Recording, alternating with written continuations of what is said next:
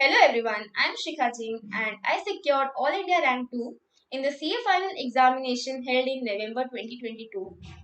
मुझे अपनी मार्कशीट देख के जिस सब्जेक्ट के मार्क्स को लेके सबसे ज़्यादा खुशी हुई वो था ऑडिट, क्योंकि मेरे इंटर में भी 40s की लाइन में नंबर आए थे। वो भी पता नहीं कैसे आ गए, क्योंकि मुझे पहले प्रिपरेशन ही करना नहीं आता था कि कैसे पढ़ते हैं, क्या करते हैं ऑडिट में। और फाइनल्स में मैं सबसे ज़्यादा डरी हुई भी ऑडिट को लेके ही थी और मैंने मेहनत भी सबसे ज़्यादा उसी में करी है। ऑडिट भले ही प्रैक्टिकल है, बहुत यूज़ में आता है, पर इतना वास्ट है और एग्ज़ाम की रिक्वायरमेंट होती है कि कीवर्ड्स या स्पेसिफिक वर्ड से लिखने हैं, तो उससे सब्जेक्ट थोड़ा डिफ़िकल्ट बन जाता है। तो इस वीडियो में मैं आपको बताऊँगी कि मेरी क्या स्ट्रैटेजी थी, मैंने कैसे पढ़ाई करी जिससे मेरे 82 मार्क्स आए ऑडिट में। ऑल्सो मैं वीडियो के एंड में मेरी कॉपीज़ अभी शेयर करूँगी, जिससे पता लगे कि आईसीएआई की मार्किंग पैटर्न क्या होता है, किस चीज़ पे मार्क्स देता है, किस चीज़ पे मार्क्स नहीं देता। मैंने ऑडिट के लेक्चर्स कॉस्ट, एसएफएम और एफआर के बाद ले लिए थे। अगस्त 2021 में मैंने लेक्चर्स ले लिए, 2-3 महीने में लेक्चर्स हो गए। तो एग्ज़ाम के अराउंड 1 साल पहले मेरे ऑडिट के लेक्चर्स हो गए थे। मैंने pre recorded full regular batch ली। तो ये डिसाइड करने के लिए कि केस के लेक्चर देखने हैं और कौन सी बैच लेनी है, मैंने अपने सीनियर्स और फ्रेंड्स की हेल्प ली। डेमो लेक्चर्स देखे, टाइम अच्छा था तो फुल बैच ली। और ये इंश्योर कर लेना कि जिसके भी आप लेक्चर लो, उनके मटेरियल में 100% ऑफ द चीज़ें कवर्ड हो, क्योंकि एंड में मटेरियल चेंज करना और पहले जो थिंग्स नोट डाउन कर रखी है मटेरियल में उसको वापस इधर शिफ्ट करना बहुत कंफ्यूजन होता है। ऑडिट में लेक्चर्स देखने के साथ उस सब्जेक्ट को पढ़ना, ज़्यादा टाइम देना, अगर आप बहुत पहले से ही क्लासेस ले रहे हो तो इतना फ्रूटफुल नहीं होता, क्योंकि सब्जेक्ट भूल जाते हैं। तो आप फास्ट ट्रैक बैच या सेल्फ स्टडी भी कर सकते हैं, बट मेक श्योर कि लीव पर जाने के पहले आपने एक बार वो सब्जेक्ट पूरा देखा हुआ हो। क्लासेस के साथ छोटी से छोटी चीज़ नोट नोट डाउन कर लेना। क्या इंपॉर्टेंट है वो आपको पता होना चाहिए। आप अगर खुद करने बैठोगे तो कितनी देर में वो सब्जेक्ट कर सकते हो वो पता होना चाहिए। आईसीआई का कॉन्सेप्ट वाइज वेटेज देख लेना। ऑल्सो जो सबसे इम्पोर्टेंट थिंग है वो ये इंश्योर कर लेना कि कौन सा मटेरियल आप एंड तक रिफर करने वाले हो, क्योंकि अभी तो वो इजीली डिसाइड हो जाएगा पर बाद में 2-3 दिन जाते हैं, कंफ्यूजन भी होता है। तो मैंने लेक्चर्स के एंड तक ये डिसाइड कर लिया था कि कौन सा मटेरियल कौन से टॉपिक के लिए रिफर करना है, ऑल्सो कौन से टॉपिक के कितने मार्क्स हैं। मैंने सेल्फ स्टडी के लिए ऑडिट जुलाई में उठाया था। सोचा तो था कि 18-20 डेज में पूरा सब्जेक्ट कर लूंगी। पर प्रोफेशनल एथिक्स और कंपनी ऑडिट हो गया, पर जब स्टैंडर्ड्स ऑन ऑडिटिंग और अदर ऑडिट आया तो I was not able to sit for the whole day. तो मैंने सुबह के 4 घंटे ऑडिट के लिए रखे और बाकी दिन मैं दूसरा सब्जेक्ट पढ़ा करती थी। तो मेरा 100% ऑफ द ऑडिट पहली बार सितंबर में हो गया था। मैंने ऑडिट 4 पार्ट में डिवाइड कर लिया था, जनरली जैसे सब करते हैं: professional ethics, company audit, standards on auditing और अदर ऑडिट। तो मैंने सबसे पहले प्रोफेशनल एथिक्स से स्टार्ट किया, क्योंकि इजी होता है, मज़ा आता है, 12-15 मार्क कवर हो जाते हैं। तो जिस फैकल्टी के मैंने लेक्चर्स लिए थे उनके मटेरियल से स्टार्ट किया। ऐसा इंश्योर कर लेना कि 100% ऑफ द चीज़ें कवर हो, specially in this topic, FAQs, guideline, सब कुछ। क्योंकि एग्जाम पॉइंट ऑफ व्यू से प्रोफेशनल एथिक्स पूरा करके जाना, 100% करके जाना इम्पोर्टेंट होता है। तो मैंने पहले वो किया, फिर क्वेश्चन बैंक कर ली एंड देन आईसीआई का मटेरियल पढ़ लिया। फॉर एग्जांपल मैंने आज शेड्यूल 1 पार्ट 1 क्लॉज 5 तक कर लिया है, तो मैं फिर उससे रिलेटेड क्वेश्चंस कर लिया करती थी एंड देन आईसीआई मटेरियल में से उतना पढ़ लिया करती थी। मटेरियल में बहुत बहुत अच्छे इलस्ट्रेशंस हैं, जो कंफ्यूजिंग क्लॉजेस होते हैं उनसे रिलेटेड भी बहुत अच्छे इलस्ट्रेशंस हैं, जो कंफ्यूजन भी दूर करते हैं और एग्जाम में आ भी सकते हैं, तो वो कर लेना। एक बार प्रोफेशनल एथिक्स खत्म हो गया तो मैंने टेस्ट योर नॉलेज की क्वेश्चन कर लिए और आईसीआई बुकलेट के कुछ क्वेश्चंस, प्रीवियस एमटीपी आरटीपी, जो रिसेंट एमटीपी आरटीपी है उससे कुछ एमसीक्यूज प्रैक्टिस भी करें। प्रोफेशनल एथिक्स में इंश्योर करना कि आप क्लॉजेस याद करें, क्योंकि उसके भी मार्क्स होते हैं एग्जाम में। प्रोफेशनल एथिक्स के बाद मैंने कंपनी ऑडिट उठाया और related chapters like company audit तो था ही, कॉर्पोरेट गवर्नेंस और कारो और audit of consolidated financial statements वाले चैप्टर थे। अराउंड 15-20 मार्क्स ये भी कवर कर ही लेते हैं। तो ये चैप्टर्स आप डायरेक्टली मॉड्यूल से भी कर सकते हैं, क्योंकि थोड़ा बहुत इनमें ऑलरेडी इंटर से आता है, तो ये इतना मुश्किल नहीं पड़ते। मैंने भी बुक से के बाद मॉड्यूल से पढ़ा, उसके बाद क्वेश्चन बैंक करा एंड मॉड्यूल की टेस्ट नॉलेज वाले क्वेश्चंस करे। आईसीआई के कुछ एमसीक्यू बुकलेट के क्वेश्चंस भी प्रैक्टिस करे थे। तो कंपनी ऑडिट के बाद मैंने स्टैंडर्ड और ऑडिटिंग स्टार्ट किया। अब ये बहुत मुश्किल हो जाता है, ऐसा लगता है अलग ही सब्जेक्ट क्यों नहीं बना दिया। मैं भी पूरे पूरे दिन से सुबह के 4 घंटे पे आ गई थी। अगर स्टैंडर्ड बड़े हैं तो 2-3 कर लिए एक दिन में, अगर छोटे हैं तो 4-5 कर लिए एक दिन में, ये डेली टारगेट सेट था। अब स्टैंडर्ड्स ना मॉड्यूल से नहीं कर सकते क्योंकि कुछ सब्जेक्ट कुछ चैप्टर में कुछ ही स्टैंडर्ड्स कवर हैं, और ना ही वो प्रोनाउंसमेंट वाली बुक से कर सकते हैं क्योंकि बहुत डिटेल में है। तो ऐसी बुक सिलेक्ट कर लेना जिसमें स्टैंडर्ड्स बहुत ज़्यादा डिटेल में भी ना हो, ना बहुत कम डिटेल में हो। ऑल्सो मैंने कुछ क्वेश्चन प्रैक्टिस करें, पर क्वेश्चन में प्रैक्टिस करने से ज़्यादा ये इम्पोर्टेंट है कि ये पता लगा लें कि क्वेश्चन में पूछा क्या है और हम आंसर क्या लिख रहे हैं। ये लिंकिंग स्टैंडर्ड्स में बहुत बार नहीं हो पाती है। तो इसके लिए अगर आप कुछ पढ़ रहे हैं तो उसमें एक आध वर्ड होगा जो डिसाइड करेगा कि हाँ, अगर ये वर्ड पूछा गया है तो जो हम पढ़ रहे हैं उसका ये आंसर है। तो वो वर्ड आप सर्कल कर लेना, अंडरलाइन कर लेना और याद रख लेना। बहुत बड़े स्टैंडर्ड्स हैं तो हम सिलेक्टिव जा सकते हैं थोड़ा। एंड मैंने स्टैंडर्ड्स के साथ साथ मॉड्यूल के वो चैप्टर्स भी कर लिए थे, उनके टेस्ट नॉलेज वाले क्वेश्चंस भी कर लिए थे जिनमें वो स्टैंडर्ड्स कवर्ड है। इसके बाद मैंने अदर ऑडिट्स किया, यानी कि जो भी बचे हुए चैप्टर थे। तो मैं एक चैप्टर रोज कर लिया करती थी। स्टार्ट उन चैप्टर से किया जो बड़े हैं, इंपॉर्टेंट है, एग्जाम में एक क्वेश्चन मोस्टली आ ही जाता है, जैसे कि बैंकिंग हो गया, इंश्योरेंस हो गया। इसमें मैंने काफी सिलेक्टिव पढ़ा है मॉड्यूल से, यूट्यूब से हेल्प ली कि क्या क्या इंपॉर्टेंट है, क्या क्या आता है, तो वो मार्क करके वो ही पढ़ा। और वो ही मोस्टली आया है, हुआ है एग्जाम में। और जो छोटे चैप्टर्स थे वो मैंने डायरेक्टली मॉड्यूल से पढ़े। और बाकी के चैप्टर्स जैसे कि management audit, internal audit, operational audit हो गया, जिसमें कंफ्यूजन होता है कि पढ़े नहीं पढ़े, तो उसमें मैंने पहले इंपॉर्टेंट इंपॉर्टेंट चीजें कवर करी और मॉड्यूल से थोड़ा बहुत देख लिया। इन चैप्टर्स में मॉड्यूल के टेस्ट और नॉलेज के क्वेश्चंस कर ही लेना क्योंकि आते हैं एग्जाम में।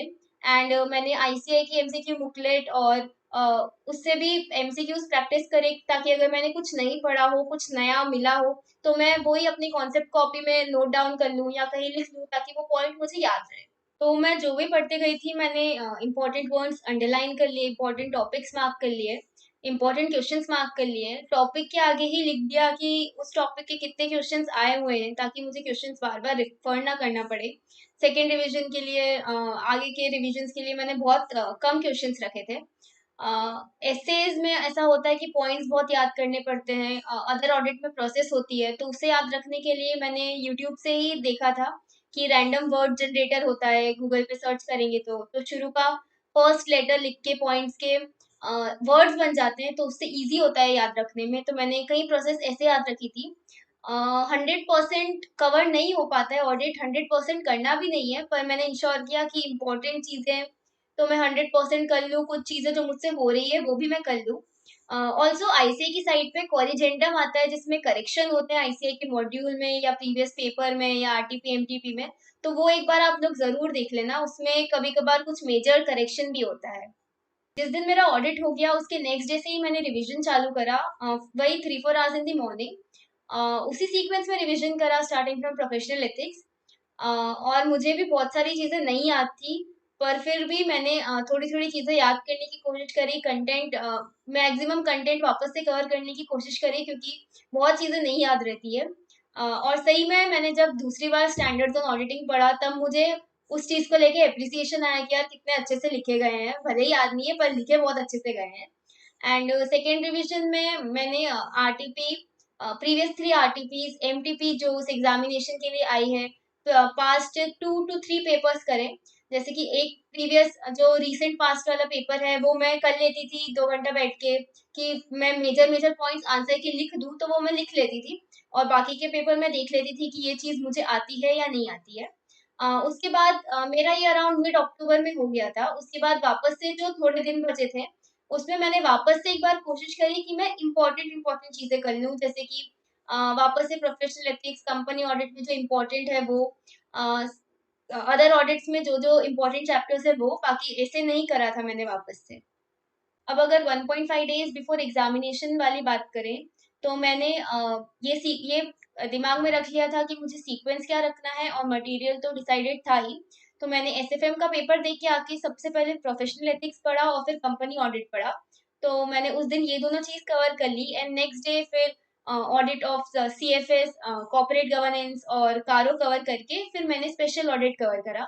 स्पेशल ऑडिट या अदर ऑडिट में भी वो चैप्टर्स पहले करें जो इम्पोर्टेंट है और जिनका एक क्वेश्चन एग्जाम में आना आना फिक्स ही है। अ, ऐसा होता है कि उसमें भी चीज़ें नहीं याद आती, भूलने लग जाते हैं, तो थोड़ा बहुत तब भी याद करना ही पड़ता है। तो मैंने भी तब याद करा और सबके साथ होता है ऐसे, तो लोड मत लेना, याद करते जाना।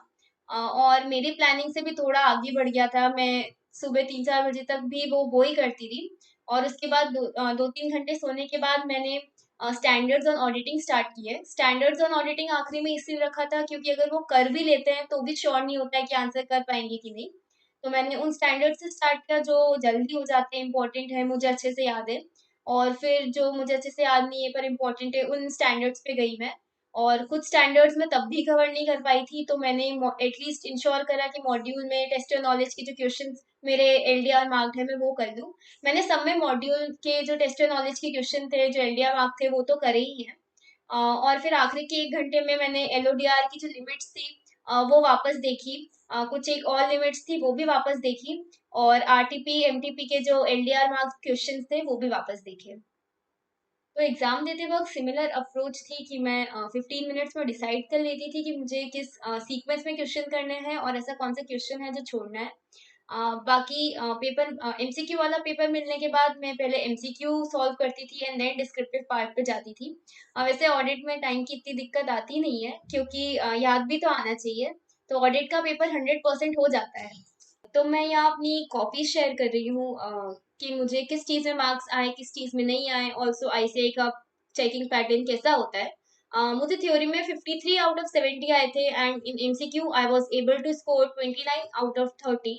क्वेश्चन की बात करें और मुझे पता है कि क्वेश्चन में कौन सा स्टैंडर्ड या कौन सा रूल या कौन सा सेक्शन लगता है, तो मैं सबसे पहले उसको कोट करने से स्टार्ट करती हूँ and then I would write the provision कि वो क्या स्टैंडर्ड या क्या स्पेसिफिक वो स्टैंडर्ड बोलना चाह रहा है जो इस क्वेश्चन से रिलेटेड है। उसके बाद आई would right about the case कि इन द गिवन केस क्या हो रहा है एंड उसके बाद मैं वो आंसर या कंक्लूजन लिखती हूँ। तो मोस्टली सब क्वेश्चंस में ऐसा ही पैटर्न फॉलो करा है। इस क्वेश्चन में मुझे 3/5 मिले क्योंकि मैंने जो लिखना था जो मेन कंटेंट था वो कम लिखा और बाकी की चीजें जो रिक्वायर्ड नहीं थी वो ज्यादा लिखी। सेकेंड क्वेश्चन सिमिलर बेसिस पे मैंने पहले ऐसे लिखा, उसका नाम लिखा। ये क्वेश्चन मुझे देख के ही याद आ गया था कि ये मॉड्यूल का है, टेस्ट योर नॉलेज का क्वेश्चन है। पर मेरे आंसर्स में 2-3 पैराग्राफ मिसिंग थे जो सजेस्टेड आंसर में थे, तो इसी कारण मुझे इसमें भी 3/5 मिले।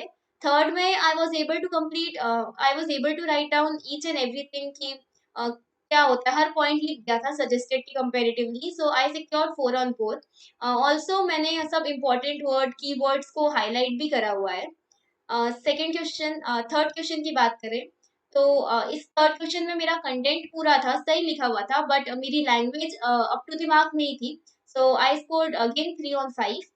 और उसके नेक्स्ट क्वेश्चन में I was able to write जो मॉड्यूल की लैंग्वेज थी, मॉड्यूल के स्पेसिफिक वर्ड्स थे, तो मैंने उससे बेटर स्कोर किया। तो फोर्थ क्वेश्चन में आई सिक्योर्ड 14/14 क्योंकि मेरा कंटेंट इनफ था, मॉड्यूल की लैंग्वेज थी, सजेस्टेड आंसर से मैच हो रहा था। Four a credit card operation वाला वही important topic of banking chapter, इसमें जनरल पॉइंट्स भी लिख सकते हैं पर स्पेसिफिक जाने का एडवांटेज यही है कि आपको फुल स्कोर करने की पॉसिबिलिटी रहती है, जो कि मैंने स्पेसिफिकली याद करा था तो मुझे फुल मार्क्स मिला ही है। तो वही मेरे 4B में भी कंटेंट सफिशिएंट था, सिमिलर मैच हो रहा था, सजेस्टेड में कोई ऐसा नया पॉइंट नहीं था जो मेरे आंसर में ना हो। वन मोर थिंग कि ऐसा होता है कि 5 मार्क में कितने पेजेस, 4 मार्क में कितने पेजेस लिखना है, तो मैंने वही 4B में 5 मार्क्स में भी अराउंड 2 पेज लिखा है और 4C में 4 मार्क्स में 1 पेज भी कंप्लीट नहीं करा। तो ऐसा नहीं होता है, कंटेंट अगर सही कंटेंट लिख रहे हैं तो ऐसे पेज काउंट रखना जरूरी नहीं है। क्वेश्चन नंबर 5 के पार्ट ए ने मुझे बहुत कंफ्यूज करा था क्योंकि मुझे समझ नहीं आ रहा था कि इसमें ये क्वेश्चन चाहता क्या है, लिखना क्या है। तो मैंने फिर वो क्वेश्चन 2 बार पढ़ा, कि 3 बार पढ़ा कि क्या चाहता है, और मेरे दिमाग में 2 पॉइंट क्लिक हुआ कि ऑडिटर्स रिपोर्ट लिखा हुआ है। तो मैंने उसके बारे में सोचा, अच्छा कि ये ऑडिटर्स रिपोर्ट की रिक्वायरमेंट है कि रिपोर्टिंग क्या करेंगे, एंड देन वो आंसर सही हुआ। सिमिलरली क्वेश्चन नंबर 5C वापस से देखा हुआ टेस्ट योर नॉलेज का क्वेश्चन, अगर नहीं पढ़ के जाती तो ये स्पेसिफिक पॉइंट्स क्लिक होना बहुत मुश्किल है, तो टेस्ट योर नॉलेज से भी क्वेश्चन उठ के आ जाते हैं। अगेन सिमिलर थिंग्स कि मैं जहाँ पे स्पेसिफिक नहीं जा पाई या मैंने कुछ पैराग्राफ्स या वर्ड्स यूज नहीं करे हैं वहाँ पे मुझे थोड़े कम मार्क्स मिले, बट जहाँ पे मैंने एग्जैक्टली सही आंसर लिखा है, वर्ड सही यूज करे हैं, वहाँ पे मुझे फुल मार्क्स भी मिले हैं। So this was my planning for the subject, और मैंने उसको कैसे एग्जीक्यूट करा और इतने अच्छे मार्क्स आए मेरे। आई होप कि ये प्लानिंग आपको भी काम आए, और अगर आपको कोई डाउट हो रिगार्डिंग द प्लानिंग कि कैसे करना है, क्या करना है, तो आप वो कमेंट कर देना, मैं उसको रिप्लाई कर दूंगी। Thank you for watching the video and all the very best for your examinations.